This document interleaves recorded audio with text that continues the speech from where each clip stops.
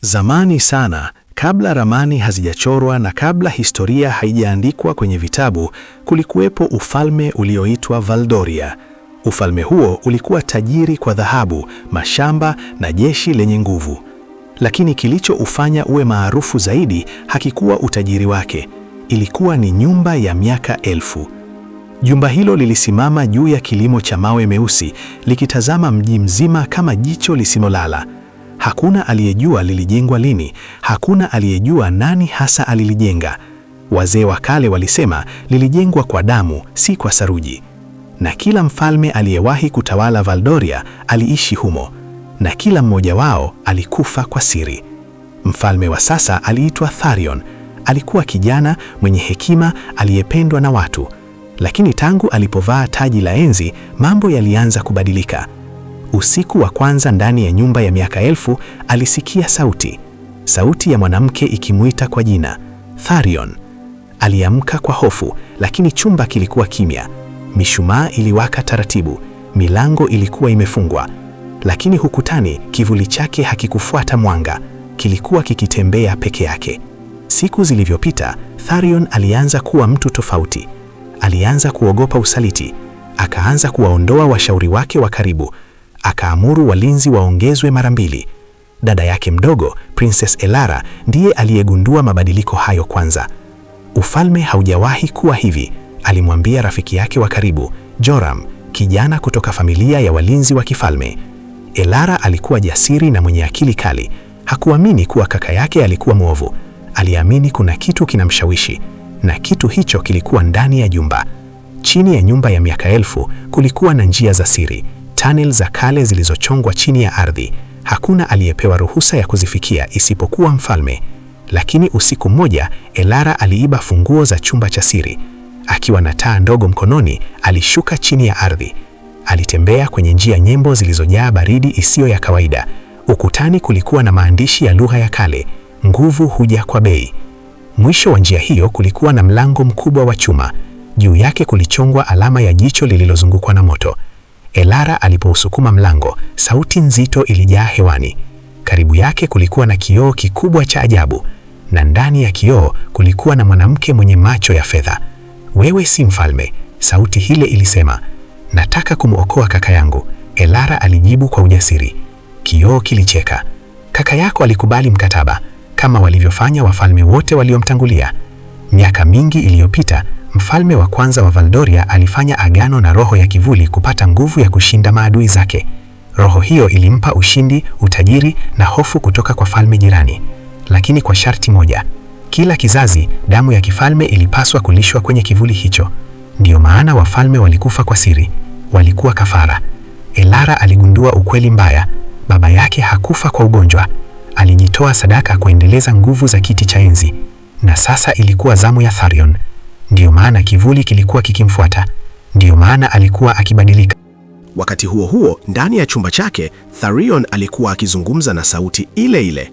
Ufalme wako utaanguka bila mimi, kivuli kilimwambia. Nitakulinda, nitakuimarisha, lakini muda unakaribia. Tharion alikuwa akiteseka. Alitaka kuwa mfalme wa haki, si wa hofu. Lakini aliona maadui kila upande. Aliona usaliti hata pale ambapo haupo. Kivuli kilimlisha hofu, na hofu ikamgeuza kuwa mnyonge wa nguvu zake. Elara alirudi juu na kumtafuta Joram. Tunahitaji kuliteketeza jumba hili, alisema. Ukilichoma utachoma historia ya ukoo wako, Joram alionya. Afadhali historia iishe kuliko laana iendelee. Walipanga uasi wa kimya kimya. Walikusanya askari wachache waaminifu. Walikusanya mafuta, walichagua usiku wa dhoruba. Radi ilipopiga angani, Elara aliingia kwenye ukumbi mkuu. Tharion alikuwa amesimama mbele ya kioo kikubwa. Ondoka hapa, alimwambia kwa sauti iliyochanganyika na ya kivuli. Hii si sauti yako kaka. Moto ulianza kuwaka kwenye pazia. Upepo uliingiza cheche ndani ya jumba. Kivuli kilianza kupiga kelele.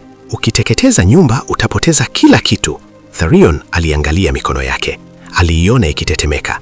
Alimwangalia dada yake. Kwa mara ya kwanza baada ya miezi mingi, macho yake yalionekana kuwa ya kibinadamu tena.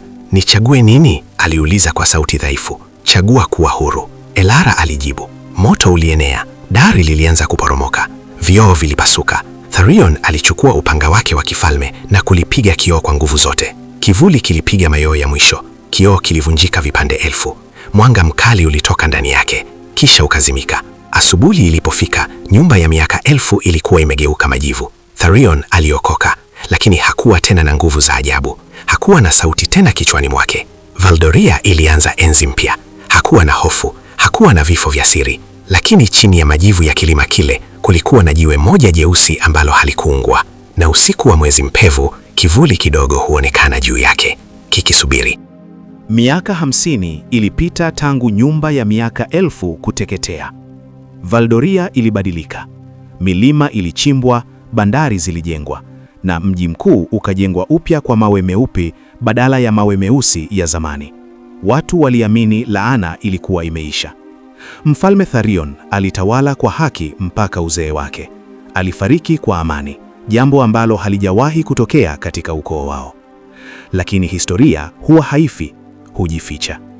Usiku mmoja wa baridi kali, miaka mingi baada ya Tharion kufariki, anga la Valdoria lilipasuka kwa mwanga wa moto. Kwanza watu walidhani ni radi, lakini radi haingurumi kwa sauti ya mabawa. Kitu kikubwa kilipita juu ya mwezi, kisha kingine, kisha kivuli kikubwa zaidi kilishuka kutoka mawinguni, kikatua kwenye mlima wa majivu, pale palipokuwa nyumba ya miaka 1000. Ardhi ilitetemeka. Siku iliyofuata, wakulima walipata mifugo yao imeungua, misitu iliwaka moto bila sababu, na katika majivu ya mlima ule alionekana kiumbe wa kwanza, Dragon.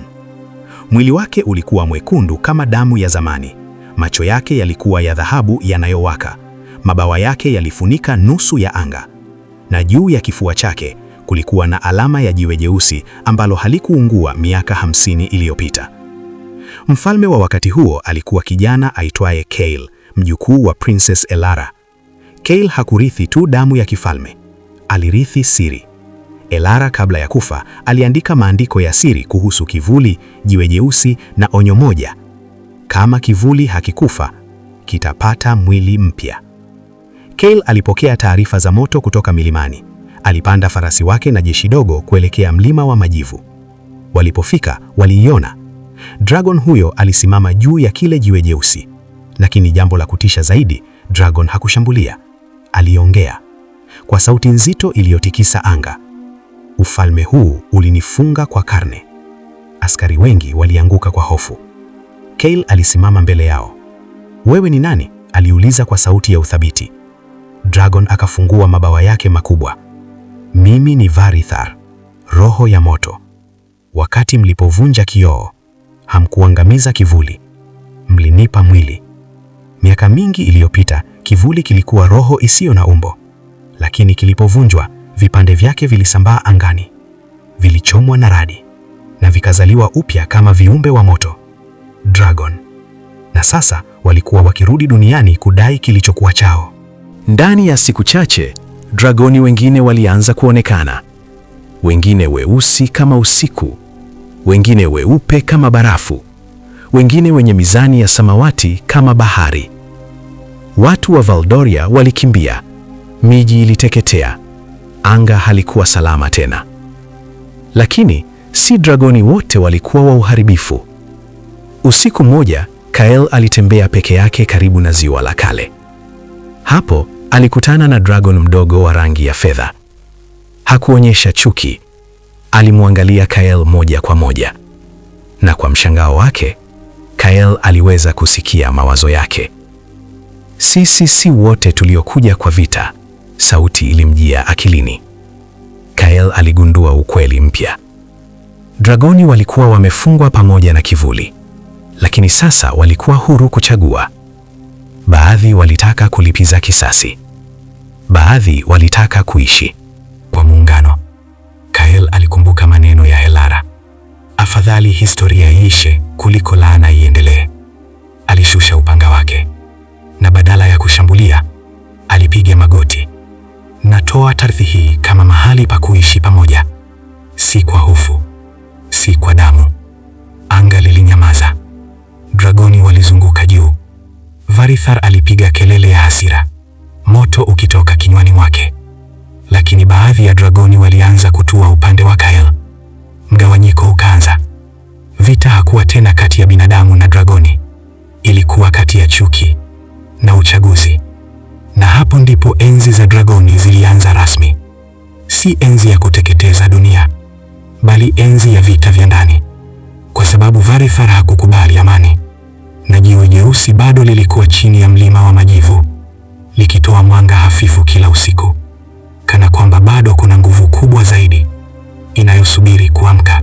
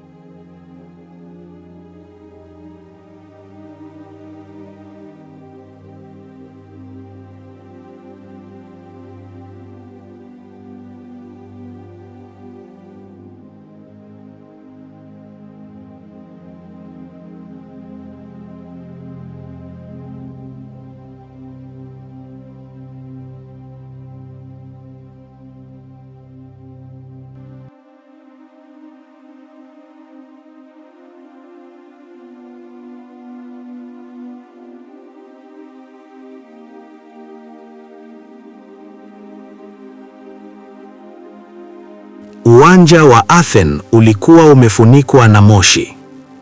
Dragoni walizunguka angani kama mawingu ya hukumu. Baadhi walikuwa upande wa Kyle, baadhi nyingine walikuwa nyuma ya Varithar. Anga lilipasuka kwa radi, lakini radi hiyo haikutoka mbinguni, ilitoka chini ya ardhi. Mlima wa majivu ulianza kung'aa. Jiwe jeusi lilikuwa linaamka. Ndani ya kasri, wachawi wachache waliobaki walikusanyika. Mfalme, mmoja wao alisema kwa hofu, jiwe si kipande cha kivuli tu, ni kiini.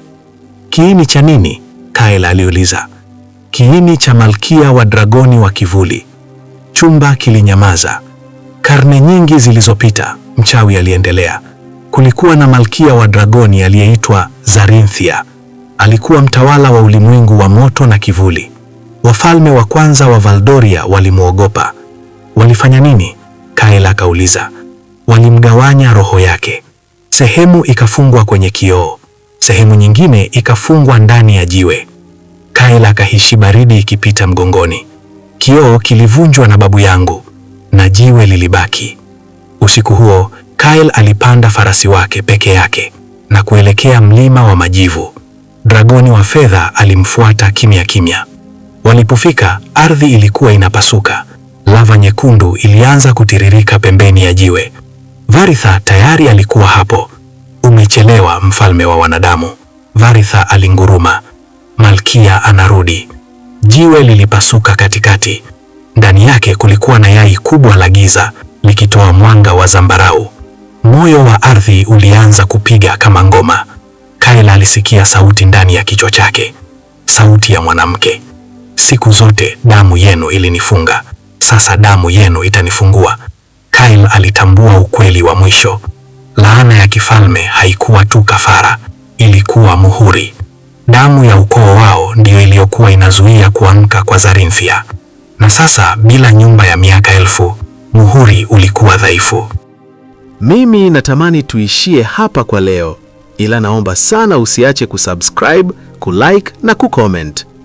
Onyesha alama ya upendo hapo kwenye comment kwa kuweka bendera ya nchi yako, na uniambie ni kitu gani kimekuvutia zaidi kwenye simulizi hii. Toa maoni yako. Nawapenda sana na naomba tukutane katika episodi inayofuata. Usikose. Bye bye.